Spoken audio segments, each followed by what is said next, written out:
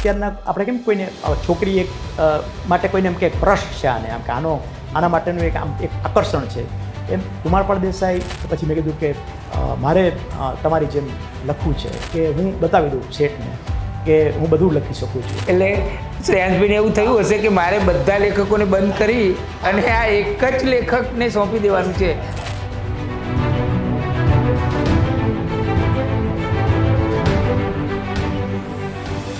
નવી સવારમાં આપનું હાર્દિક સ્વાગત કરીએ છીએ. વ્યવસાયી પત્રકારો, વર્કિંગ જર્નલિસ્ટની દસ્તાવેજીકરણની જે શ્રેણી ચાલી રહી છે એમાં આજે આપણે ભવેન કચ્છી સાથે મુલાકાત કરવાના છીએ. ભવેનભાઈ, આપનું સ્વાગત કરીએ છીએ. નમસ્તે. નમસ્તે. ભવેનભાઈ એક એવી વિરલ વ્યક્તિ છે કે એ વર્કિંગ જર્નલિસ્ટ પણ છે અને સાથે સાથે જાણીતા કટાર લેખક અને લેખક પણ છે. આ પ્રકારનું સમન્વય થયો હોય એવી બહુ જ ઓછી વ્યક્તિ છે. તમારું નામ ભવેન કચ્છી, તો આ કચ્છી અટક એ કચ્છ ઉપરથી આવી છે? હા, એટલે રમેશભાઈ, સૌથી પહેલાં તો તમારા પ્રશ્નનો જવાબ આપું એ પહેલાં તમને ખૂબ ખૂબ અભિનંદન આપવા જોઈએ કે તમે જે રીતે છેલ્લા ઘણા વર્ષોથી, અમે પણ મીડિયામાં છીએ એટલે તમારી પ્રવૃત્તિ, તમે પોતે પણ એક મીડિયાના પ્રતિનિધિ જ છો મીડિયા જગતના, પણ તમે જે રીતે સમાજના જુદા જુદા જે રત્નો છે કે જે લોકોને આપણે અંગ્રેજીમાં ફેસ ઇન ધ ક્રાઉડ, એટલે ખરેખર જે ટોળામાં અથવા તો લોકજનની અંદર સમાયેલા છે ને પણ તેમાં તેઓ પોતાની રીતે માત્ર પોતાની એક સંસ્કૃતિ, એક પ્રકૃતિ, સંસ્કાર અને નિષ્ઠાને કારણે કોઈપણ પબ્લિસિટી વગર પોતાની રીતે વિરાટ કાર્ય કરી રહ્યા છે. તેમને તમે વારાફરતી પુસ્તકો દ્વારા અને આ જે ઇન્ટરવ્યૂની આખી જે શ્રેણી છે એ દ્વારા પણ તમે બધા સમક્ષ મૂકો છો.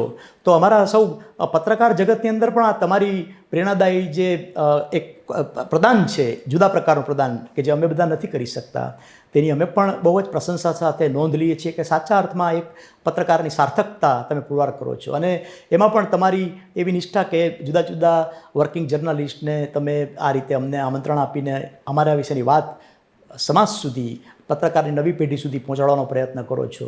તો મને લાગે છે કે તમારા આ પ્રદાનની નોંધ માત્ર પત્રકાર કે મીડિયા જગતેની પણ સમાજે પણ એ રીતે લેવી જોઈએ કે તમે પણ એક સમાજના રત્ન છો. અને મારી અંદરથી એવી ઈચ્છા કરી કે એક વખત મને અહીંયા તમે એવી રીતે બોલાવો કે હું તમારો ઇન્ટરવ્યૂ લઉં. તો આપનો ખૂબ ખૂબ આભાર. અને ભવેનભાઈ, મારે તમારો આભાર બીજી એક વાત માટે પણ માનવાનો છે કે હું છેલ્લા ઘણા બધા વર્ષોથી જે સામાજિક પત્રકારત્વ કરી રહ્યો છું, પોઝિટિવ જર્નલિઝમ કરી રહ્યો છું, એમાં તમારા તરફથી જે મને હૂંફ મળે છે. અમદાવાદમાં બહુ મોટી સંખ્યામાં પત્રકારો અને લેખકો રહે છે, પણ તમે એક એવી વ્યક્તિ છો કે મારો કોઈ પણ કાર્યક્રમ હોય તો તમે ન આવ્યા હોય એવું બન્યું નથી. તો મારા માટે પણ આજે એક આનંદની વાત છે કે મને જેના તરફથી હંમેશા સહયોગ મળતો રહ્યો છે અને હૂંફ મળતી રહી છે એવી વ્યક્તિનો આજે હું ઇન્ટરવ્યૂ કરવા બેઠો છું. એટલું જ નહીં, પણ મને કોઈ પોતાના કોઈ કાર્ય વિશે વાત કરે અથવા કોઈ આંગળી ચિંતે કે આ વ્યક્તિનું કાર્ય બહુ સરસ છે, નોંધાવા જેવું, બિરદાવવા જેવું છે, તો કોઈ કારણસર હું મારા પ્રિન્ટ મીડિયાના માધ્યમમાં તેને સ્થાન ના આપી શકું, તો હું એમ કહું કે મારા કરતાં પણ વધુ તમે આ રમેશભાઈ તન્નાનો સંપર્ક કરો, એમ કરીને નંબર પણ આપું. અને મને ગમે કે આ રીતે તમે આ ઉજાગર કરો છો. હવે આપણે સીધી પત્રકારત્વ ઉપર વાત કરીએ આપણે કે તમારી અટક કચ્છી કેવી રીતે? હા, બસ એટલે હું એ જ વાત ઉપર આવતો હતો કે મને તમે જેમ પ્રશ્ન પૂછ્યો તેમ બધા જ લોકો સ્વાભાવિક રીતે પ્રશ્ન પૂછે કે તમે કચ્છી એટલે કચ્છના છો. હું કોઈ જાતિ, જ્ઞાતિ કે પ્રાંતમાં એ રીતે ભેદ નથી જોતો. બધા આપણે ભારતીયો છીએ અને આપણે એક સમરસતાથી આગળ વધતા આવીએ છીએ. પણ હું કચ્છનો કચ્છી એ નથી, પણ જૂનાગઢમાં જે વડનગરા નાગરની જે અમારી જ્ઞાતિ છે એમાં બધી જુદી જુદી અટક છે. તમે બધા ઘણા તો જાણતા હશો કે કેટલીકને તો હજી ખબર જ નથી કઈ રીતે અટક પડી હોય, કે બૂચ અટક હોય, માકડ હોય, મંકોડી હોય, હાથી હોય, મચ્છર હોય, એમ કચ્છી અટક છે. પણ કચ્છીમાં કંઈક થોડુંક તો રેલેવન્ટ પણ છે કે કચ્છ, અમારા બાપદાદા કંઈક કચ્છમાંથી વડનગર આવ્યા હશે અને જૂનાગઢ તરફ ગયા હશે. કેટલાક અમારા જ્ઞાતિના સંશોધનકારો છે તેઓનું કહેવું છે કે કચ્છની અંદર પણ નાગરોનો એક વાસ ઘણો મોટો, તેઓ વડનગર તરફ આવ્યા કે જૂનાગઢ તરફ ગયા, એમ કરીને ત્યાં કચ્છી અટક પડી કે આ બધા કચ્છના લોકો છે જે નાગર છે. તમારો જન્મ ક્યાં? એટલે હું જુનાગઢમાં 1961માં જન્મ્યો અને જન્મ તારીખ? જન્મ તારીખ ઉત્તરાયણ 14/1/61. એટલે 14મી જાન્યુઆરી જાન્યુઆરી હું જન્મ્યો 14/1/61ના રોજ. બરાબર છે. એટલે એક એવા દિવસે કે જ્યારે બીજા બધા આપણા લોકો પણ ઉજવણી કરતા હોય. ઉત્સવનો માહોલ હતો. હા, બરાબર છે. પણ એટલું ખરું કે મેં મારા જીવનમાં કોઈના પતંગ કાપ્યા નથી, બધાના ઉચ્ચે કર્યા છે, આગળ કર્યા છે. એ સારું કહેવાય. અને સાચી ઉત્તરાયણ તો એ જ છે. બસ સાચી વાત. માતા પિતા? મારા પિતાશ્રી સ્વર્ગસ્થ સનદભાઈ કચ્છી, મારા માતુશ્રી તેઓ પણ હયાત નથી, તેમનું નામ ઉષાબેન કચ્છી. મારા પિતા સનદભાઈ એ સરકારી કર્મચારી હતા.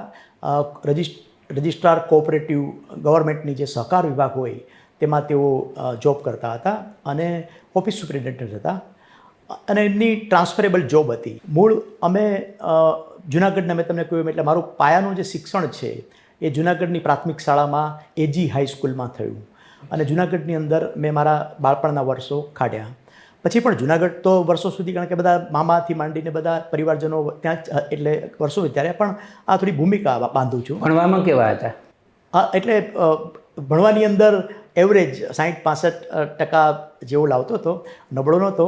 પણ સૌથી મજાની વાત એ હતી કે મારા પિતાશ્રી એ અમારા, આમ તો તમે જાણો છો કે અમારી કોમ્યુનિટીમાં વાંચન, સાહિત્ય, સંસ્કૃતિ, સંગીત એ બધાનો પણ શોખ, રમૂજ વૃત્તિ પણ અમારામાં ખરી બધામાં. પણ મારા પપ્પા છે, મારા પપ્પાને વાંચનનો ખૂબ શોખ હતો. એટલે તેઓ સરકારી કામે ડિસ્ટ્રિક્ટમાં કે ઓડિટમાં ફરતા હોય ત્યારે પણ પુસ્તક લઈ જાય અને ઘેર પણ પુસ્તક, એટલે જુનાગઢની અંદર આઝાદ ચોકમાં એક લાઇબ્રેરી અને બીજી ડિસ્ટ્રિક્ટ લાઇબ્રેરી એ કાળવા ચોકની આગળ આવે, એટલે એ પુસ્તકો ત્યાંથી લાવતા. અને અમારે ઘેર એ રીતનો મારો મોટો ભાઈ મારા કરતાં 2.5 વર્ષનો નોમિત, મારી બેન 5 વર્ષ મારા કરતાં નાની જલ્પા, એ બધા ઘરમાં. પણ પપ્પા ઘેર મારા માટે, અમારા માટે ચાંદા મામા, રમકડું, પરાગ, પછી રસરંજન, ગાંડિયું, આ બધા મેગેઝિન્સ પણ લાવે. અને ઝગમગ તો અમારે ત્યાં બંધાવેલું જ, અઠવાડિયે દર વખતે આવી રીતે. ફૂલવાડી પણ આવે. એ સર્ક્યુલેટિંગ લાઇબ્રેરીના મેમ્બર હતા, એટલે બધા જ પુસ્તકો અમે કંઈ ખરીદી શકીએ એવી સ્થિતિમાં નહોતા પપ્પા, કે આ બધા મેગેઝિન્સના લવાજમ ભરી શકે એમ નહોતા. પણ સર્ક્યુલેટિંગ લાઇબ્રેરીમાંથી અને મુખ્ય લાઇબ્રેરીમાંથી એ બધું ઘરની અંદર લાવે અને એ બધું વાંચે, અમને સરસ વાત કરે. એટલે સુધી તમને કહું કે હું 8 વર્ષનો હતો 1969માં, ત્યારે એપોલો યાન જે આપણે ચંદ્ર ઉપર અમેરિકાએ મોકલ્યું, તો પપ્પાને એ બધી પણ શોખ હતો. એટલે એ voice of America radio station પકડે અને વોઇસ ઓફ અમેરિકામાં એ વખતે ચંદ્રયાન, ચંદ્રનો ઉપજા ઉપર જતી હોય એની આખી કોમેન્ટ્રી આવતી. પપ્પા એ કોમેન્ટ્રી ઝીલે અને પછી મને બોલાવે કે આ સંભળાવે કે જો આ કોમેન્ટ્રી આના માટે છે, પછી એના વિશે મને થોડી માહિતી આપે. એટલે પોતે વ્યસ્ત પોતે હતા પોતાની સરકારી ડ્યુટીને કારણે. પ્રવાસમાં પણ નાના નાના જિલ્લાઓમાં પણ બહુ જવાનું થતું. અને આ રીતે પપ્પા એ થોડી અમને સરસ રીતે છાપ પાડી. અને આ રીતે પપ્પા 75માં એવું બન્યું કે એક વખત એમને વધારે છેલ્લો અઠવાડિયાનો દુખાવો થયો. મને એટલા માટે એ વાત યાદ આવે છે કે એની બધા જ પુસ્તક, ત્યારે અમે ભાવનગર, પપ્પાની બદલી અમારી ભાવનગર થઈ ગઈ હતી, એટલે અમે ભાવનગર હતા અને ભાવનગરમાં બાટન લાઇબ્રેરી એના મેમ્બર અમે. તો પપ્પાની તબિયત ખૂબ કથળેલી હતી, પણ તોય થોડી ઘણી અને સ્પેલી કરીને મને કહે કે હું અમદાવાદ બતાવવા જાઉં છું અમારા તબીબોને ત્યાં અને મોટા કાકા અને મોટા ભાઈને ત્યાં. તો ત્યાં મને કામ લાગે એટલા માટે તું એની બધી ચોપડી લાવવાની જવાબદારી મને સોંપતી, કાર્ડની જવાબદારી સોંપવાની. એટલે હું થતું એવું કે બાટન લાઇબ્રેરીમાં હું જાઉં તો બાળ વિભાગ તો જોઉં જ, પણ સાથે સાથે એમને પુસ્તકો લાવવાનો એટલે મોટાના વિભાગો પણ જોવું. એટલે કનૈયાલાલ મુનશી હોય, હરકિશન મહેતા હોય, પછી રમણલાલ વસંત દેસાઈ હોય, ગુણવંત આચાર્ય હોય. પાછું એ મને કહે કે દરિયાઈ કથા લાઇબ્રેરીવાળાને પૂછીને લાવજે કે ક્યાંથી મળે, એટલે એના કબાટમાં પાછું ગુણવંત આચાર્યની હોય, પછી નવનીત સેવકની હોય એટલે ડાકુ કથા હોય. તો આ બધું જ મને એ 14 વર્ષની ઉંમરથી પુસ્તકો લાવવાનું મને છોપે. એટલે 4 ચોપડી 2 કાર્ડમાં આવતી. તો એ મને કહે કે અમદાવાદનું તબિયત પૂછવા, ખબર ખડવા જાઉં છું, પહેલાં માટે જાઉં છું બતાવવા માટે, તો તારા માટે, મારા માટે એમ કે કંઈક 2-3 ભાગની પુસ્તક લાવો. અને આ રીતે એટલે સવારના મને 9:45 વાગે આવું એમણે કીધું અને હું લાઇબ્રેરીમાંથી પાછો આવ્યો 10:30 વાગે. ત્યારે મારા મમ્મીએ કીધું કે એની ટ્રેન કંઈક, એને ખબર નહોતી અમને, પણ વહેલી હતી એટલે એ લોકો તો નીકળી ગયા અમદાવાદ આવવા માટે.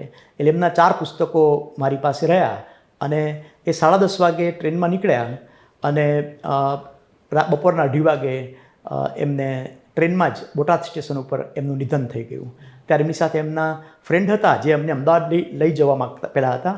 એટલે પછી એ ઘટના મારા પપ્પા એ વખતે 44 વર્ષના જ હતા. અને ટ્રેનમાં અવસાન થયું? ટ્રેનમાં. હું 14 વર્ષનો હતો, મારી બેન 9 વર્ષની, મારો ભાઈ 16.5 વર્ષનો અને મમ્મી 39 વર્ષના. અને એ વખતના જમાનામાં અત્યારે જેવી કોઈ મહિલાઓ નહોતી કે જે બહાર ફરતી હોય, જઈ શકતી હોય, એક ગામથી બીજે ગામ પોતાની રીતે જાય. એ પોતાના ગામમાં એ બહુ ફરતી ન હોય માર્કેટ સિવાય.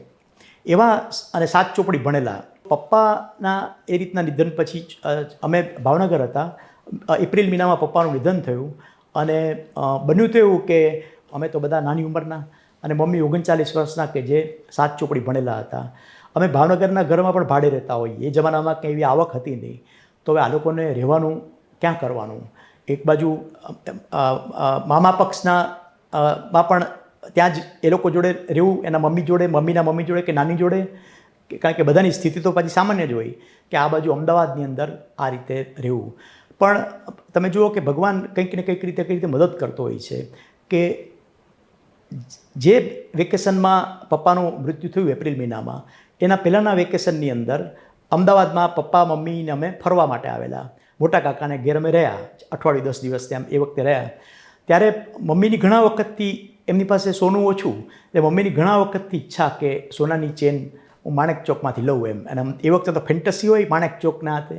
એટલે એના 5,500 રૂપિયા લઈને ભાવનગરથી અમદાવાદ ફરવા માટે આવ્યા હતા. અને ત્યારે મોટા કાકાએ કીધું કે સનતભાઈ, એટલે મારા પપ્પાને, કે સનત તને એક સલાહ આપું કે અમારા ઘેર પણ સોનું પાછળથી થોડું ઘણું પહેરાયું છે, એકાદ ચેન જેવું, પણ તારે ઘરની બહુ આવશ્યકતા રહેશે આગળ જતાં. તારું પોતાનું ઘર નથી અને આગળ જતાં આપણે બધા 3 ભાઈઓ અહીંયા જ છીએ, તો તારું પણ એક ઘર નજીકમાં આપણે કરીએ. તો આ 5,000 રૂપિયા તને હું સલાહ આપું છું કે ચેન લેવાનું માંડી વાળો અને તમે પાર્શ્વનાથ કલ્પતરુ ફ્લેટ્સ નારણપુરામાં છે, એ વખતે તો સાવ જંગલ જેવું બધું, કેડી ને જંગલ ને, ત્યાં એ સ્કીમ બને છે. ત્યાં આપણા ઘરથી એમ કે બધા કાકા 4-5 કિલોમીટરમાં જ રહે એ રીતે, તો ત્યાં તો બુક કરાવી દે. એટલે એમણે ત્યાં એ ઘર બુક કરાવી. મારા મધર પણ સમજ્યા, બિચારા દુઃખી થયા પહેલાં કે અમારે એક સોનાની એક માત્ર જીવનમાં એકવાર, પછી બીજું તો ઘર બને પછી તો ક્યારે આવવાનું જ નહોતું. પણ એ પૈસા ભર્યા અને અમે 1 વર્ષ પછી પપ્પા ગુજરી ગયા. એ દરમિયાન 6 મહિના હજી ઘર બનવાને વાર હતી અને કાકાને ઘેર અમે થોડા મહિના રહ્યા અહીંયા અમદાવાદમાં. અને પછી અમદાવાદનું જે ઘર હતું એની અંદર અમે શિફ્ટ થયા. પણ મહિનાની રોજિંદી આવકનું શું? કારણ કે હજી મમ્મીને તો કંઈ નોકરીનું પેલું હતું નહીં અને અમારા 3 છોકરાઓ, એટલે એડમિશનને બધું તો સંઘવી હાઈસ્કૂલમાં લઈ લીધું. એ જ વેકેશન દરમિયાન કાકા અને બીજા બધા અમારા સંબંધીઓની મદદથી ગાંધીનગરમાં એ વખતે સારી પોસ્ટ ઉપર બધા અમારા રિલેટિવ હતા, IAS અધિકારીઓને બધા ગાંધીનગરમાં. એમાં એ બધાને રજૂઆત કરી કે રહેમ રાહે સરકારી નોકરીમાં નોકરી આપવામાં આવે. એટલે મમ્મીને એપ્રિલ મહિનામાં પપ્પાનું નિધન થયું અને જુલાઈ મહિનામાં તો અહીંયા જોબ માટે કાગળ આવ્યો કે તમને રહેમ રાહે જોબ આપવામાં આવે છે, પણ શરત એ રહેશે કે મમ્મી 7 જ ચોપડી ભણ્યા છે આ ઉષાબેન, એટલે અમે રહેમરાના નિયમ પ્રમાણે એમને ક્લાસ 4 એટલે કે પટ્ટાવાળાની નોકરી આપશું. અને જો એ 2 વર્ષની અંદર SSCની પરીક્ષા પાસ કરશે તો અમે પાછા એને ક્લાસ 3માં એટલે કે ક્લાર્કમાં લેશું. પણ છૂટકો હતો નહીં, અમે 3 ભણતા છોકરાઓ હતા. એટલે મધરે કીધું કે ના, હું પટ્ટાવાળાની જોબ કરીશ. અને પણ ઓફિસનો સ્ટાફ એટલો સારો કે એ લોકોએ કીધું કે બેન તમે જરાય ચિંતા ન કરો, કે 39 વર્ષના વિધવા અને અત્યારે અત્યારે જે મૃત્યુ સોશિયલ મીડિયાને કારણે સહજ બધા મૃત્યુ પામ્યા, ઓમ શાંતિ થાય એવું નહીં. એ વખતે આઘાતની વેળા હતી કે 44 વર્ષના એક સદગૃહસ્થ એક્સપાયર્ડ થયા, આ 3 બાળકો અને પણ મધરે અમદાવાદમાં જેને મેં કીધું એમ કે ભાવનગરમાં એમણે માર્કેટમાં શાક માર્કેટથી વધારે કંઈ જોયું ના હોય, બહાર ફર્યા ના હોય, ભાવનગરથી 2 વર્ષે એકવાર અમદાવાદ આવતા હોય કે જુનાગઢ કંઈક જતા હોય. એમણે 3 જ મહિનાની અંદર અમદાવાદમાં લાલ દરવાજામાં જોબ કરવાની આવી, કોંગ્રેસ ભવનમાં કુટીર ઉદ્યોગમાં, કોટેજ ઇન્ડસ્ટ્રીઝ કુટીર ઉદ્યોગ. અને એ ત્યાં એમણે જોબ કરી. પણ સ્ટાફવાળાએ એમને કીધું કે અમે તમારી પાસે બેન એવું પાણી લાવો ને સફાઈ કરો ને એવું કામ નહીં કરીએ, તમારે ટેબલ ઉપર ખાલી ઇનવર્ડ અને આઉટવર્ડ લેટર લખવાના અને સ્ટાફ એ વખતે એટલો સારો. પણ મારા મધર એ વખતે તો એસી બેસી હતું નહીં, બધી ફાઇલો ને જૂની જૂની ઓફિસ, એને એમ થયું કે આ 3 મહિનામાં શું આપ ફાટી નીકળ્યું એમ જ થાય ને કે એમ. તો એ વહેલી સવારના અમારા બધા માટે જમવાનું બનાવી જાય, પછી ઓફિસે જાય, પછી એસએસસીની પરીક્ષા પણ આપવાની. એટલે 6 વાગ્યા સુધી અંકુર બસ સ્ટેન્ડ, અંકુરથી પાછું ચાલવું પડે કલ્પતરુ ફ્લેટ, એટલે ત્યાં એક સબ્જેક્ટ ઓછો રાખવો પડે, વાંચવો પડે, એટલે ટાઈપ રાખ્યું એમણે, કારણ કે સહેલું પડે ને. તો 6 વાગ્યાથી 7 વાગ્યા 6:15 ઉતરે, 6:30, 6:30થી 7:15 ટાઈપ કરે, પછી 7:15થી ઘેર આવી 7:30થી અમારા માટે રાંધે અને અમે બધા ભોજન લઈએ એ રીતે. અને તો પણ સિઝનના ફળફળાદી કંઈક બિચારા ઉચકીને લાવે, આમ કરે. પણ એસએસસીની મજા વાતની આખી જે પ્રેરણાદાયી વાત એ છે કે એમણે 40 વર્ષની ઉંમરે એસએસસીની પરીક્ષાની તૈયારી આવી રીતે ઓફિસ જતા આવતા, છોકરાઓને પહેલાં કરાવતા, રાતના પાછો આવીને 10થી 12 1 વાગ્યા સુધી વાંચે. અને મારું પણ 10મું ધોરણ, અમે બંને એસએસસીની પરીક્ષા સાથે આપી છે. ઓહો. એટલે અમે પાછા મમ્મીને માટે મને પણ એમ થાય કે હું પણ વાંચું. હું તો આમ ઊંઘી જવાવાળો માણસ 11 વાગે, પણ મમ્મી વાંચે છે એટલે તો મમ્મીને પાછો હું નાના આંતરડા અને મોટા આંતરડાનો તફાવત શું એ શીખવાડું, ધમની અને શીરાના તફાવત. તો એ મને વળી પાછી સમાજ નવરત્નાની કંઈક વાત કરે તો એ મને ભણાવે, હું એને ભણાવું. હું તો અમુક આમ જુઓ તો 14 વર્ષનો છોકરો, 15 વર્ષનો. તો આ રીતે મમ્મી અને અમે બંને કલ્પતરુનું એક નાનકડા ઘરની ખાલી ગેલેરીમાં, આટલી કામ 4x4 જેવી ગેલેરીમાં અમે રાતના વાંચીએ. મમ્મી બીજી ટ્રાયલની અંદર એસએસસી પરીક્ષા પાસ થયા એ ટાઈપ વિષય સાથે, અને પછી ગવર્મેન્ટે એને ક્લાસ 3માં 2 વર્ષ પછી કન્વર્ટ કર્યા. પણ એમણે એ રીતે 17 વર્ષ સુધી જોબ કરી. અમને ક્યારેય એવું ઓછું નથી આવવા દીધું કે અમે કોઈ અમારા જ્ઞાતિના કે સમાજના છોકરાઓથી એવા લાગીએ જ નહીં કે આ લોકો બિચારા છે કે આવા કપડાં પહેર્યા આવા ફાટા. બસ 4 જોડી 3 જોડી હોય પણ વ્યવસ્થિત રીતે રાખે, પોતે રાત ઇસ્ત્રી કરો તો ઇસ્ત્રી પણ કરી દે. તો આવી રીતે મધર એ અમને પહેલાં મોટા કર્યા. અને ફાધરના જે વાંચનના અને અમને લાઇબ્રેરીના કાર્ડ આપીને મારું જે ઘડતર થયું, તો એ વખતે ભાવનગરથી જુનાગઢથી મને જે લાઇબ્રેરીની અંદર ત્યારે હું વાંચતો કે મોહમ્મદ માકડની મને કે બુક લાવજે. પછી એમને સસ્પેન્સ માટે ઘણી વખત મહેશ મસ્ત ફકીરની બેલારોઈની લાવે. એવા જુદા જુદા બધા લેખકો. પણ મને એટલું બધું હું અમદાવાદ આવ્યો ત્યારે મારી સૌથી મોટી કલ્પના જે હતી કે પપ્પા જે બધા પુસ્તકોના લેખકો મગાવતા એ બધા તો અહીંયા છે, એટલે મળી શકાશે. તો હજી 15-16 વર્ષનો જ હતો. અને બીજું સાથે સાથે આ વાત આવી જાય રમેશભાઈ કે મને ક્રિકેટનો ખૂબ શોખ હતો. અમારા ઘરમાં પણ ક્રિકેટનો બધાને ખૂબ શોખ. અને એ વખતે અત્યારે જેવું કંઈ આ ચેનલ કે સ્માર્ટફોન કે એવું થતું નહીં. રેડિયો એક કોમેન્ટ્રીનું સાધન હતું. બીજું અત્યારે જેટલા અખબારની અંદર એવા બધા કવરેજ પણ નહોતા આવતા જેને વધારે આખા પાના આવતા હોય એ રીતે. પણ અમારા પપ્પાને પણ ક્રિકેટનો ખૂબ શોખ. તો ક્રિકેટની બધી વાત થાય ઘરમાં. પણ ગુજરાત સમાચારની અંદર કુમારપાળ દેસાઈ, હું 14 વર્ષનો હોય 15 વર્ષનો ત્યારે પણ એમનું વાંચું. અને ઘરની અંદર પણ પપ્પા પણ એમ કે આ રમતના મેદાનનું આ તે વાંચ્યું, એમાં જો આ તું જેને ગમે જ ને તેને આની વાત છે, જયસિંહાની વાત છે, આ ક્રિકેટરની વાત છે, આમ છે. અને ક્રિકેટની મારા મનમાં ક્રિકેટ અને ફિલ્મ આ બે મને એકદમ પહેલી ફેન્ટસી. તો કુમારપાળ દેસાઈનું 14 વર્ષ 16 વર્ષ એ બધું વાંચતો. અને આમ કુમારપાળ દેસાઈ મેન્ડેટરી ઓવર આમ હેડપીસ હોય અને આમ થાય. તો બીજા બધા કરતાં જે મૂળ મહત્ત્વની વાત એ છે કે બધા લોકોને બાળવાએ વાંચવાનો તો શોખ હશે જ, પણ મને ત્યારે જ એવો વિચાર આવ્યો 14 વર્ષ 15 વર્ષની ઉંમરે કે આ કુમારપાળ દેસાઈનું વાંચું છું એટલું ફેસિનેશન. જેમ અત્યારના આપણે કેમ કોઈને છોકરી એક માટે કોઈને એમ કે ક્રશ છે આને, આમ કે આના માટેનું એક આકર્ષણ છે, એમ કુમારપાળ દેસાઈ એટલે મને ક્રિકેટનો એટલો બધો શોખ કે એ જે નાના નાના ફકરામાં ખેલાડીઓની વાત લખે, પછી રમતનું મેદાન આવે, પછી દરેક મેચ રમાતી હોય ત્યારે રોજનું કંઈક થોડું થોડું આવે. હવે એ બધી માહિતી અમારા માટે તો બહુ નવી ને પહેલી વખત હતી, જે પણ સોર્સ એમના હોય. પણ અમે સ્પોર્ટ્સ સ્ટાર, સ્પોર્ટ્સ વીક એ બધા મેગેઝિન પણ પપ્પા ઇંગ્લિશમાં વાંચી શકતા, પણ હું ઓછું વાંચું એટલે ફોટા જોતો. પણ કુમારપાળ દેસાઈ એટલે મેં ત્યારે એવું નક્કી કર્યું કે મારે વાંચવું માત્ર નથી, મારે લખવું છે. અને હું બાયલેન્ડના એમ કે સાંસારિક મોહની વાત નથી કરતો, પણ મને એક આમ ગમતું એમ નીચે લખેલું કે આપણું એમ કે નામ આમ આવું હોય તો કેવું સરસ લાગે, ભવેન કચ્છી એમ. માત્ર અત્યારે પણ હું જે સારો પત્રકાર કરતાં જેમ તમે પણ છો કે પત્રકારની પણ સારી વ્યક્તિ અને પછી પત્રકાર, તો એ આ બધા પાયાની અંદર આપણે રહ્યા. એટલે એ વાંચન માત્ર કારકિર્દી માટેનું નહોતું, Exactly. જીવન ઘડતર માટેનું. અને સહજ એમ કે તું ભણ, આ ઘડતર તારું થાય, સંસ્કાર થાય, એમ બોલીને નહીં, ને એમ સહજ એમાંથી પણ આનંદ આવતો. એટલે એટલે હું એમ કહી શકું ભવેનભાઈ કે એક સાથે બે પાયા નખાયા. બરાબર. એક પત્રકાર અને લેખક ભવેન કચ્છીનો પાયો, અને બીજો એક સરસ વ્યક્તિ, રાઈટ રાઈટ એ વાંચનને કારણે. બરાબર છે. હવે થોડી પત્રકારની પછી કઈ રીતે ભૂમિકા. તમે ગ્રેજ્યુએશન ક્યાંથી કર્યું? મેં નવ ગુજરાત કોલેજમાંથી ગ્રેજ્યુએશન કર્યું અને 82માં મેં બીકોમ કર્યું.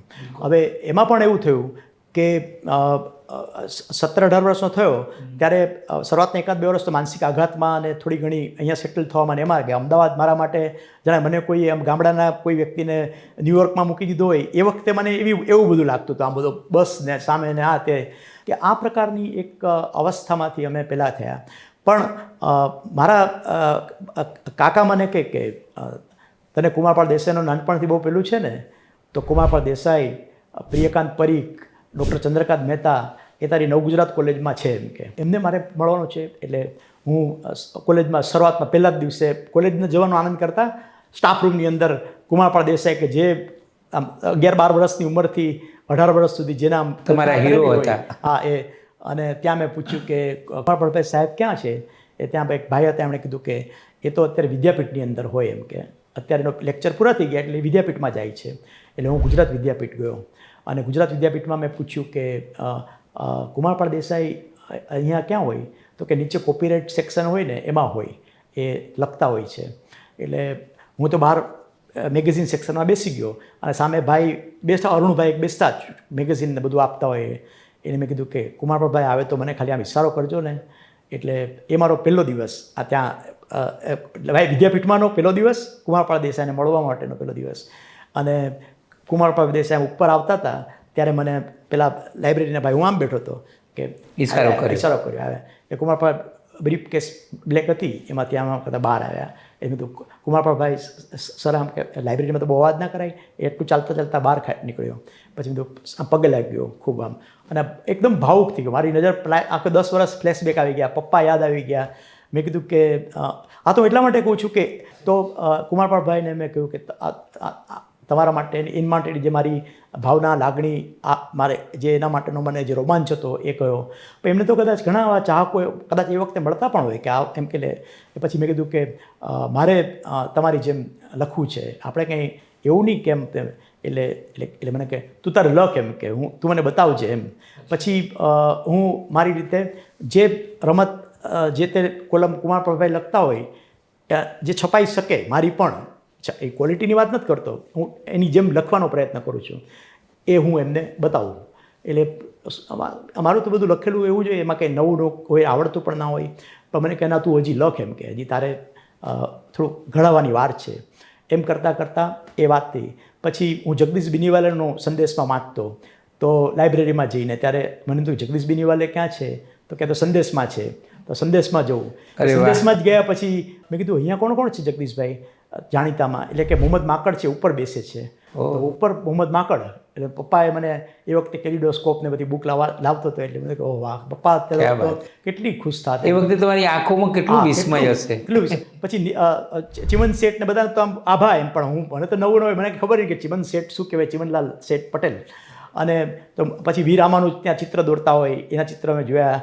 પછી મેં કીધું કે આ પછી રજની વ્યાસ આને પડછી મળ્યો. આ બધા જ લોકો મને આમ એમ થયું કે હું શું આ જાણે કોઈ આમ ફિલ્મ સ્ટુડિયોની અંદર આરકે સ્ટુડિયોમાં કે જો યસ બી.આર. ચોપડાના સ્ટુડિયોમાં કોઈ એક ફિલ્મનો પેલો આવી ગયો હોય, ચલા મુરારી હીરો બનનેવાળો, એવી મારી વાત હતી. અને પણ મેં એ વખતે ભણવાનું ચાલુ હતું. હા, એ વખતે મારું કોલેજનું ભણવાનું ચાલુ. એક બાજુ ભણવાનું ચાલુ, એક બાજુ હું આ રીતે બધાને વિદ્યાપીઠની અંદર જવું. અને રોજ વિદ્યાપીઠમાં તો પછી જાવ જ. સવારની કોલેજ હોય, નવ ગુજરાત કોલેજમાં થોડું હાજરી આપીને એકાદ વાંચવા માટે મેગેઝિન જોઉં, વાંચું. પછી ચીનુ મોદી મળે, કારણ કે ત્યાં બધું આમ પહેલાં જોવું તો એક ચડિતા બધા આવતા હતા. બધું વિદ્યાપીઠની જોડે હું આમ અચૂક. એટલે ભલે તમે વિદ્યાપીઠમાં એડમિશન નહોતું લીધું, ના, વિદ્યાપીઠના વાતાવરણનો તમે લાભ લીધો છે. કેટલો બધો લાભ કે પટાવાળો સવારના આમ સાફ કરતો હોય ને ત્યારે હું ત્યાં હોઉં.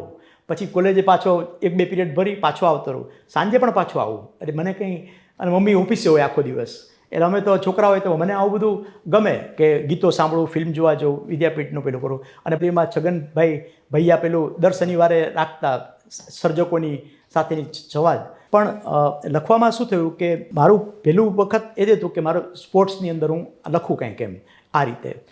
અને ક્રિકેટ રમતા ખરા? ના, પણ થયું ક્રિકેટ રમતા ખરા? ક્રિકેટ રમતો પણ ટેનિસ બોલથી. એટલે અત્યારના બધા મેચિસ બોલથી નહીં, પણ સારું રમતો ટેનિસ બોલથી. બરાબર. પણ પછી કોલેજના ફાઇનલ યરને બધું એમ કરતાં આવ્યું તો થયું એવું કે ઘરની અંદર મને એમ કે હવે ગ્રેજ્યુએટ થયા એટલે તું બધું જાણે છે, તો ઘણા લોકો એમ મને સલાહ આપતા, કઝિન્સ ને મારા બ્રધરને બધા, કે તને જુદા જુદા બધા વિષયોનું વાંચે છે અને આવડે છે તો તું યુપીએસસીની કે જીપીએસસીની કે એવી પરીક્ષા, બેંક સ્ટાફની ડાયરેક્ટ રિક્રુટમેન્ટ પરીક્ષા, અને સાથે સાથે જોબ તો આપણે કંઈક શોધવી જ પડશે, કેમ કે એકલા મમ્મીનો પગારથી ના ચાલે.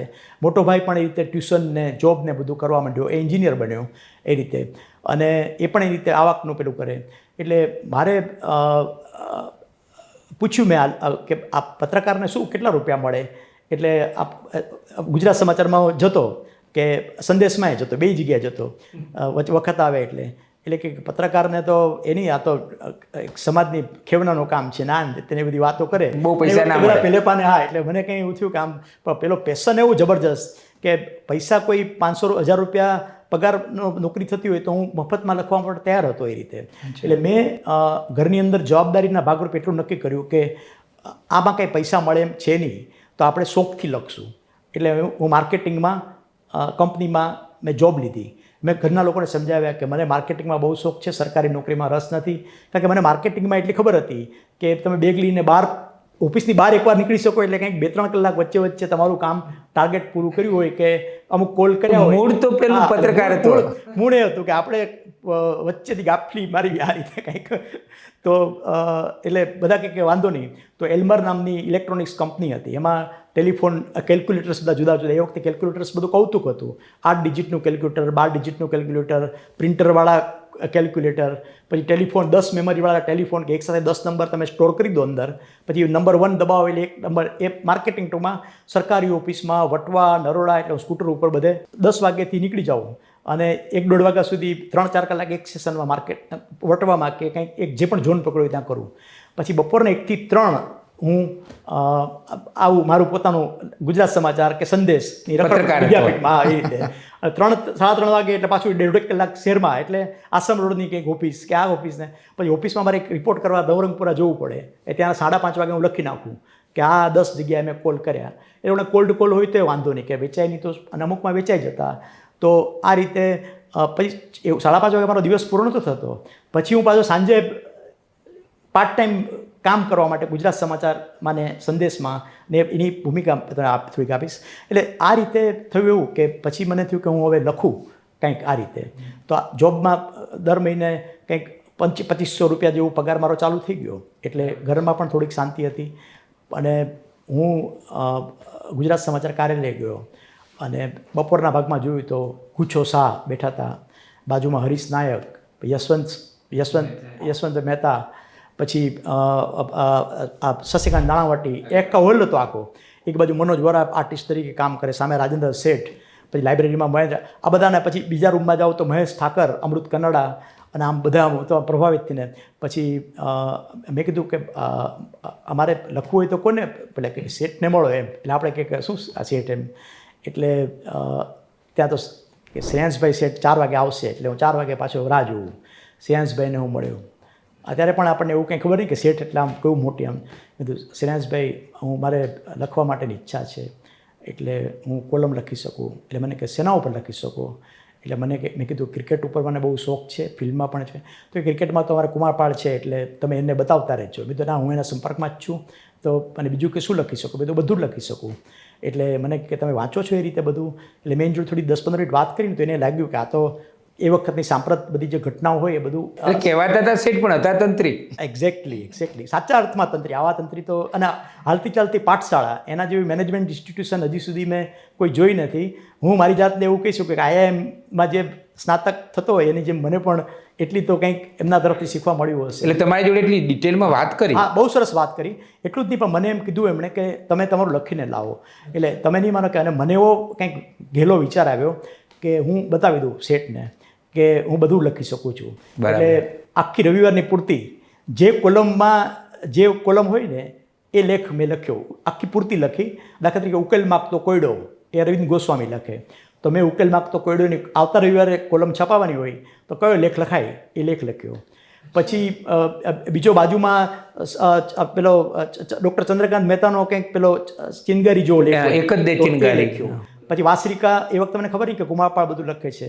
પછી નીરુભાઈ દેસાઈ લખતા વાસરિકા એ પણ લખ્યું. એટલે કેવું લખ્યું એમ નહીં પૂછવાનું, મારી નિષ્ઠાની વાત કરું તમને હું. કેટલું મારા પણ એવા લેખો ના, એટલે કેટલી ક્રિએટિવિટી મૂળ આપણો બતાવવાની બતાવી દેવું છે. પેશન. હા, બસ પેશનની વાત કરું છું. હું એમ નથી કહેતો કે એના જેવું મેં લખ્યું છે, આ તો એના જેવો તો એ લખ્યો. બધું લખીને ગયા. હા, એટલે ખાસો મેં 10 દિવસ એમાં આપ્યા. રોજ આવીને તો હું આ જ કામ કરતો, 5:30 સાંજના ઘેર બેસી જાઉં. તો એટલે સુધી કે જયવર્ધન પટેલની ઝાકળ ઝંઝા પણ મેં લખી, રમતનું મેદાન પણ મેં લખ્યું, અંશુમાન નામથી ફિલ્મની કોલમ આવતી એ પણ લખી. પછી ચંદ્રનું પેલું આવતું આર્ટ જગતનું, ચંદ્રનું એક કાર્ટૂન આવે ને કંઈક એના વિશે લખે. શશિકાંત બેનાવટી નાટકનું ને સંગીતનું કંઈક લખતા. પછી અંદરના પાને કુમારપાળ દેસાઈની કોલમ હોય, પછી નીરુભાઈ દેસાઈની કોલમ હોય, કુમારસ્વામીની આખી પૂર્તિ 10-12 પાનાની આખી પૂર્તિ મેં ફાઇલ બનાવીને શ્રેયાંશભાઈને આપી. 10 દિવસ પછી શ્રેયાંશભાઈ થોડીક ઓળખવામાં પહેલી વખત વાર લાગી. એમ આપણે મળ્યા છીએ, મેં કીધું હા તમને પેલું લેખ લખીને આવ્યો છે. મેં શું લખીને આવ્યા છો?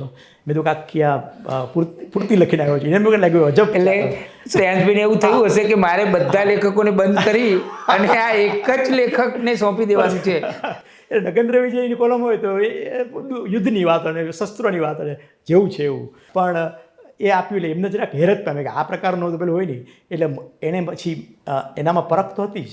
એટલે એમણે એમ કીધું કે આ બધા લોકો એમ કે અમે તમારી સારી વસ્તુ છે, પણ દરેક લોકો એની કોલમમાં જગ્યાએ આવેલા હોય અને દરેક એને કોઈ નવું ઉમેરવું હોય તો થોડી એટલે તમારી ઈચ્છા એવી છે કે આ બધાને હું છૂટા કરી દઉં અને મને એકલા.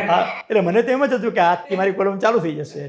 એટલે પછી મને કે પણ છતાં પણ તમે એમ કે કામ કરો, ગુજરાત સમાચારમાં તમને ચોક્કસ પ્રવેશ આપી શકાય. એ પહેલાં તમે કામ કરો, આસપાસ મેગેઝિનની અંદર તમે લખો. અને આસપાસ મેગેઝિનમાં લખવા માટે તમે મને મળવાની જરૂર નથી, ગુછો શાને ગુણવંત છો શાને મળો. એટલું જ નહીં, પણ શ્રેયાંશભાઈ જાતે ચાલીને ગુણવંત શાહ પાસે મને લઈ ગયા અને કહ્યું કે ગુણવંતભાઈ, આ ભવેનભાઈ છે, એને ઉત્સાહ છે કંઈક, એટલે તમે તમારી રીતે માર્ગદર્શન આપજો અને યોગ્ય રીતે જોજો એ રીતે. એટલે પછી એમનું કામ પૂરું થઈ ગયું. અને ભવનભાઈ આસપાસ તો ખાસું લોકપ્રિય હતું નહીં? હા, આસપાસ. કારણ કે મેં એવું સાંભળ્યું છે કે એક જમાનામાં તો ચિત્રલેખા અભિયાન કરતાં પણ એનો ફેલાવો વધારે ચોક્કસ. અને સાપ્તાહિક હતું. હા, સાપ્તાહિક હતું. પણ એનો એક પેલો શું હતું કે અમુક ચોક્કસ લેખકો હતા એ વખતે. દિગંત ઓઝા હતા, પછી જુદા તંત્રી કોણ હતું? તંત્રી એ વખતે ગુણવંત શાહ હતા, ગુછો શાહ, જે નેટવર્કવાળા. આશ્લેષ કોના બાપની દિવાળી, જેના આશ્લેષ અને મીંડા મીંડા મીંડા મીંડા એ મીંડા. રીતે જે તો પણ એનામાં છે ને ઘણાને ખબર નહીં હોય, પણ ગુજરાતી પત્રકારત્વની અંદર પૂર્તિ શરૂઆત કરનાર એ ગુછો શાહ. કે આજે દાખલા તરીકે રવિવારની પૂર્તિના દરેક વિભાગ, દરેક આ છે, એટલે one of the pioneers. Editor તો માલિકો તો ચોક્કસ હોય જ છે, પણ એ પણ એનામાં એ દ્રષ્ટિ, એટલે જનસત્તામાં પણ એમણે એ વખતે ચાલુ કરાવેલું, પછી ગુજરાત સમાચારમાં ચાલુ કરાવ્યું. અને એમણે જ આ બધા શ્રેયાંશભાઈના વિચાર કે સોમવારે વેપાર આવે, મંગળવારે, પછી અત્યારે બધું જે ટ્રેન્ડ છે તો ગુજરાત સમાચારે શરૂ કરેલો છે કે મંગળવારે બહેનોનું આવે, બુધવારે સદ્દલ આવે, ગુરુવારે ધર્મનું આવે, શુક્રવારે ફિલ્મ આવે, શનિવારે આ આવે. એ પછી બીજા બધા અખબારોએ ફોલો કર્યું એને. પણ એ બધી જ પૂર્તિના સંપાદકમાં બધું જ રવિવારની પૂર્તિ બીજું અમૃત કન્નડા સંભાળતા અને આ બાકીનું આસપાસને બધું સંભાળે. અને મેં તમને કીધું એમ કે કંઈક જેમ કોઈ વ્યસની પીઠામાં આમ પહોંચી જ જાય, મદ્યપાનના વ્યસની, એ મને કાં હું વિદ્યાપીઠમાં તમને મળું કાં ગુજરાત સમાચારમાં મળું. ભગવાનની દયાથી પેલું માર્કેટિંગનું જે હોય ને એની અંદર કંઈકનું કંઈક કામ સફળ થતું હતું. એટલે મારી જોબ ચાલુ રહી, પણ હું 3-4 કલાક રોજ એ રીતના 3-1 કલાક, બપોરે 2 કલાક આપું, સાંજના 6-1 વાગે પછી પાછા 2 કલાક. આસપાસમાં પહેલો લેખ છપાયો? આસપાસમાં પહેલો લેખ કઈ રીતે છપાયો એની પણ તમે વાત કરું. આસપાસની અંદર ગુણવંતભાઈ કે તમે તમારી રીતે તમારે વિચારવાનું કે આ અઠવાડિયે આસપાસ માટે આવતા અઠવાડિયે આપવાનું હોય તો કયો લેખ આપી શકો, એ તમારે મને આપવાનો, પછી હું જોઈશ. એટલે હું દર અઠવાડિયે આસપાસની અંદર એક લેખ આપું. એવી રીતે પછી એ આસપાસનો લેખ આપું, પછી બીજે દિવસે જાઓ એટલે હું કહું પેલો ગુણવંતભાઈ આર્ટિકલ મારો જોયો તમે? હા મેં જોયો છે. પણ ત્રીજે દિવસે જાઓ એટલે કે તમારે આવશે તો હું તમને કહીશ એમ કે આવું કંઈ મને ખબર ના પડે કે આ છે. એટલે હું શું કરું કે દર મંગળવારે આસપાસ બહાર પડે એટલે નારણપુરામાં હું કલ્પતરુમાં રહેતો હતો. કલ્પતરુથી રોજ સાયકલ ઉપર ઉસ્માનપુરામાં એક મોટી લારી આમ દુકાન જેવું હતું કે જેમાં બધા છાપા દરેક મેગેઝિન્સ મળે એટલે ચેક કરવા જાઓ. મંગળવાર આસપાસ 7:30-8 વાગે આમ જોઈ લો. મારે એક આર્ટિકલ ના આવે તમે અતિશયોક્તિ લાગશે પણ મેં 37 લેખો આપ્યા. મેં ગણ્યા 37 લેખ આર્ટિકલ્સ મેં આપ્યા. 37 લેખ આપ્યા. 37 લેખ મારા પબ્લિશ નથી થયા અને હું 37 વખત ત્યાં આસપાસ જોવા માટે ગયો અને દરેક વખતે હું નાસીપાસ ના થયો. દરેક વખતે ગુણવંતભાઈને કહું ગુણવંતભાઈ આજે પણ હું સવારે ગયો હતો તો મને અહીંયાથી જ કહી દો કે નથી લેવાનો તો હું એ ધક્કો પણ ના ખાઉં. પણ મને કહે કે જો તમે ખરેખર તમારી નિષ્ઠા સારી છે, લગન સારી છે, પણ મારે એવું અમુક પ્રકારનું મારે તમારું એ બધું ધ્યાન રાખવું પડે છે અને કોની જગ્યાએ લેવો, શું કરવું એ બધું છે. બીજા અહીંયા કેટલા બધા 37 લેખો અને કે મુંબઈથી બધા પત્ર. તમારી ધીરજ પણ કેટલી? ના એટલે કોઈ પણ એક આપવું છે એટલે આપવું છે એમ. શ્રેયાંશભાઈ એટલી મારા માટે બ્લોક કરી દીધું કે અહીંયા તો કુમાર પણ રમતમાં છે એટલે મેં નક્કી કર્યું કે રમત વગરનું હું તો સંભાળી શકું છું, મને તો બધો જ રસ છે. તો એ બધા જુદા જુદા વિષય પર મેં લેખો આપ્યા અને એ તમે જાતે નક્કી કરતા? હા એ હું જાતે નક્કી કરતો. અને એ ગુજરાત આસપાસની પરિપાટીને અનુરૂપ આવી શકે. હા એ રીતના એની પરિપાટીને અનુરૂપ. એમાં પછી પૂર્તિનું એવું નહીં, કરંટ ટોપિક્સ ઉપર મોટે ભાગે હું આપું. અત્યારે જે વિવિધામાં કે એમાં જે વાંચન હતું, પછી બધું લેખો, અભ્યાસ કરો. અભ્યાસ પણ એ વખતે સોર્સની અંદર વાંચનના નિયમિત રીતે ઇન્ડિયા ટુડે વાંચવું પડે, નિયમિત રીતે ફ્રન્ટલાઇન, પછી આઉટલુક, એ બધા મેગેઝિન્સ અને બીજા કેટલા. એ વખતે તમે બધા અંગ્રેજી સામયિકો વાંચતા? મારું અને સારું શું હતું કે પ્રમાણમાં મારું ઇંગ્લિશ ઠીક સારું એમ કે હું વાંચી શકું, લખી શકું ઇંગ્લિશ, એ પ્રકારનું સારું ઇંગ્લિશ એ વખતે પણ હતું. હા જે અહીંયાના મેં ઘણા પત્રકારોની અંદર આજે પણ જોયું છે કે એટલું બધું નથી હોતું. પણ એ રીતે અને હું ઇંગ્લિશ મીડિયમમાં પાછો ભણ્યો કોલેજને બધું એ રીતે. પણ એટલે આસપાસમાં આ રીતે થયું. પણ ગુણવંતભાઈ જોડે મારે વેવલેન્થ થઈ અને ગુણવંતભાઈ પણ જેમ ફિલ્મ ઇન્ડસ્ટ્રીના પેલા કેમ હોય પ્રોડ્યુસર ડાયરેક્ટર કે હીરોને તપાસે પણ હું ત્યાં બપોરે 2 વાગે 2:30 વાગે એકવાર બેઠો હતો. હવે બહુ મજાની વાત છે. અને ત્યાં જ જબ્બો લેંગો પહેરીને પેલું ધોતી લેંગો પહેરી જબ્બો પહેરીને શાંતિલાલ શેઠ શાંતિદાદા આવ્યા. એનો કોઈ વખત આમાં ફરતા જોતો એટલે હું ત્યારે પૂછ્યું ખરો ગુણવંતભાઈને કે ગુણવંતભાઈ આ યશવંતભાઈ હતા. યશવંતભાઈ પણ બહુ ફ્રેન્ડલી હો ખરેખર. એમને પણ મને છેલ્લે મને કહે કે આ ગુણવંતભાઈ તમારો લેન લીધો મને લેખ આપજો તો તમે એમને પૂછજો. મેં બાજુમાં શ્રી માટે પણ કેટલાક 2-3 લેખો આપી, એ શ્રી સંભાળતા. તો એ મને કહે કે જો તમારું કામ આસાન બનાવવું, એ મને કટિંગ આપે કોઈ હિન્દી મેગેઝિનનું મુક્તા કે એવું આવે ને, મને કહે કે આનો બેઠું નહીં લખવાનું ટ્રાન્સલેશન, પણ એના આધારે વિચારો બાંધીને બીજી માહિતી મેળવીને તમારે લખવાનું, હું તમારું છાપીશ. તો શ્રીમાં મારા લેખ 2-3 આવવા માંડ્યા. પણ ગુણવંતભાઈ તો આર્ટિકલમાં પેલું બાકી. પણ આવી રીતે રોજ બેસું, મને આવવા દે બધા બેસે. પછી બેસતો તો એકવાર બેઠો તો આવી રીતે કે ગુણવંતભાઈ કંઈક મારે લેખ હોય તો ટોપિક કે આમ હું આપીશ એમ કે. તે દાદા આવ્યા. દાદા કે શું ગુણવંતલાલ શું આપો છો? એમની આવી બધાને ટેબલ એટલે ગુણવંતલાલ કે ના બસ એમ કે આજે તો આસપાસનું ટાઇટલ જવા દેવાનું છે એટલે એનું લેખ ને બધું ફાઇનલ કરીએ છીએ. એનો મનોજ વોરા એમનો આર્ટિસ્ટ બાજુમાં બેઠો હતો. ગુણવંતભાઈ એ વાત કરી એટલે કે શું ટાઇટલમાં છે? તો કે આ વખતે દિલીપ કુમારનું કંઈક ટાઇટલ હતું. એ રીતનું સ્ટોરી મને યાદ નથી, કદાચ આઈ ડોન્ટ નો, પણ કંઈ બીજા મેરેજ ક્યાં ને તેને એવી બધી કંઈક સ્ટોરી હતી. એટલે પણ દાદા 2 વાગ્યા હતા. મને દાદા ગુણવંતલાલને કે ગુણવંતભાઈ પણ આપણે તો આ વખતે કોન્ટેસાની સ્ટોરી કરવી પડે એમ છે, એટલા માટે જ હું આવ્યો છું. એટલે ગુણવંતભાઈ કે શું છે?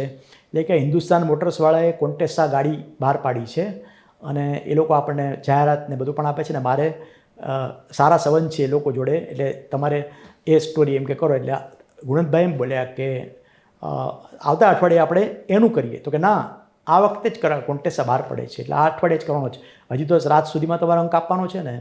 પણ મને કે એટલે ગુણવંતભાઈ પણ હવે અત્યારે કોન્ટેસાનો લેખ ક્યાં આપણે થવાનો છે એમ કે. તો એમ કંઈક એટલે પછી એની સ્ટાઇલ જુઓ આ શાંતિદાદાની વાત થતી ને ત્યાં અચાનક હું બેઠો હતો, હું તો આમ જ બેઠો હતો, આમ જોઉં આપણે આમ તો જોયા જ નહીં. કોણ છે આ ભાઈ? એટલે કે આ ભવેન કચ્છી છે એમ કે. અચ્છા. પછી કે કચ્છના છો તમે? જેમ પૂછ્યું એમ. એટલે મેં કીધું ના તો નાગર છું એમ. ગુણવંતલાલને કામ આપો કાંઈક. જો નાગરોની ક્વોલિટી કે એને ખબર કે આ લોકોમાં કાંઈક ન હોય, કામ આપજો એને.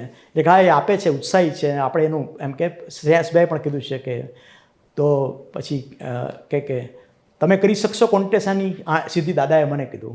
એટલે મેં કીધું કોન્ટેસા શું, આપણે મનમાં ખબર નહોતી, પણ હું માર્કેટિંગમાં હતો એટલે જરાક થોડોક મારામાં એ ચપળતા હતી, એટલે આપણે એવો અજ્ઞાન તો બતાવ્યા જ નહીં. મેં કીધું કે ના, તમે થોડીક માહિતી વિશેષ આપશો તો હું એના માટે પેલું કરીશ. એટલે ગુણવંતભાઈ કે તમે કરી શકશો સ્ટોરી? એટલે મેં કીધું કે હા. પણ મને કહે કે પણ આ તો રાતના છાપવાની છે એટલે તમારે સાંજે તો આપી દેવી પડે. એટલે મેં કીધું હું આપી દઈશ. વાહ. એટલે દાદા કહે કે તમે મારી જોડે બેસવા આવો. એટલે દાદા પછી જે જગ્યાએ બેઠા હોય ત્યાં મને લઈ ગયા. મને કહે કે જો હિન્દુસ્તાન મોટર્સવાળાની અત્યાર સુધી એમ્બેસેડર ગાડી છે. હવે એ લોકો એક નવી વિદેશી ટાઈપની ગાડી કોન્ટેસા બહાર પાડે છે, અને બીજી બધી કંપનીની ગાડીનું તને નામ ખબર છે? એટલે મેં કીધું કે હા, ફિયાટ ને બધા આપણે ખબર છે.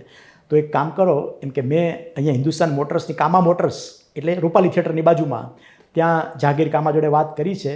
તમે પહેલાં એને મળો, એની પાસેથી જે પણ બધું મળતી સાહિત્ય સામગ્રી મળતી હોય એ લઈ લો, અને પછી તમે તમારા બજારમાં ફરી અને એ જે તમને માર્ગદર્શન આપે એ પ્રમાણે લેખ બનાવીને તૈયાર કરો એમ કે. એટલે હું તો સીધો મેં કીધું તમારે કામા સાહેબ જોડે વાત થઈ છે ને? સાયકલ લઈને? હા ના, સ્કૂટર. એટલે કામા સાહેબ એ વખતે સ્કૂટર મારી પાસે આવી ગયું. તો આ છેલ્લા માર્કેટિંગને કારણે તો એટલે એને તો કામા જોડે તો ગોઠવેલું જ હતું. હવે કામાને બધા આપણે તો કાંઈ નામે ખબર નહીં. એટલે ઘણીવાર એવું બને કે તમને પ્રભાવની ખબર ના હોય ને તમે બહુ સહજતાથી જઈ શકો. પેલું આભા હોય ને તો તમે પાછા થોડાક અમુક જાણવું ના હોય, જાણી ના શકો. હું તો પહોંચી ગયો, અને કામા કોઈ ડીલર હોય એ રીતે કે હિન્દુસ્તાન મોટર્સ કામા. એટલે મેં કીધું કે મને શાંતિદાસ દાદાએ મોકલ્યો છે. એટલે કામા તો પર્સનાલિટીની ચેમ્બર વેમ્બર.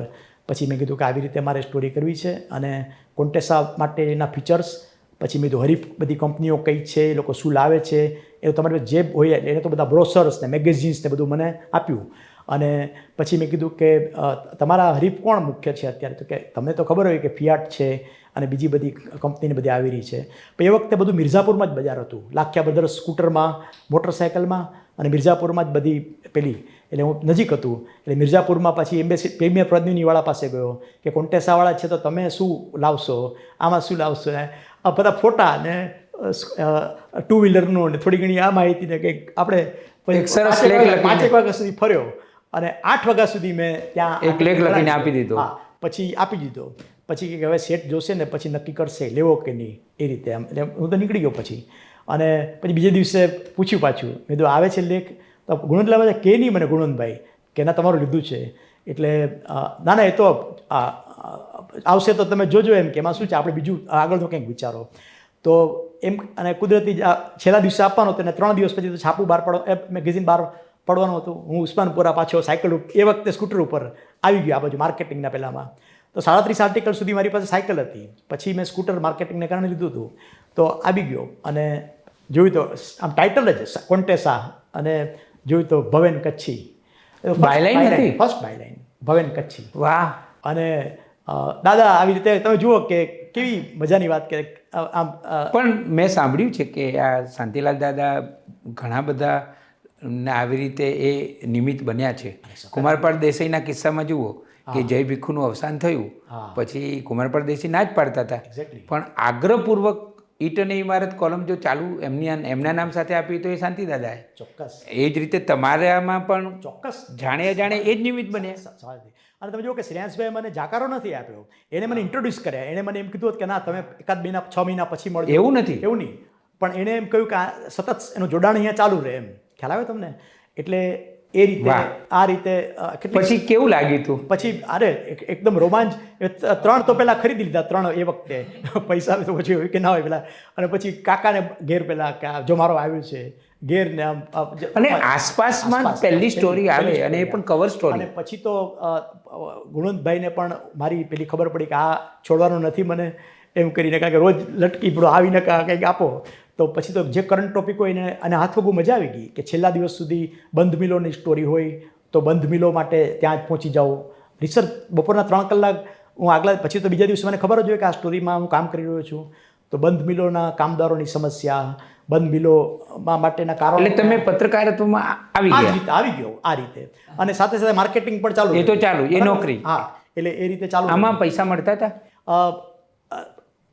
નામ પૂરતા. મને એવા નગણ્ય પૈસા મળતા હા, હતા. નામ જે પૂરતા. મને કદાચ હું મારા મેગેઝિન્સ કે એવું ખરીદી શકું એટલું મને મળતું હતું. પણ બાયલાઈન મળતી હતી. બાયલાઈન મળતી હતી, પણ એ મને એનો ખૂબ પેલો હતો કે આ મને કેરિયરમાં હું આગળ વધી શકીશ.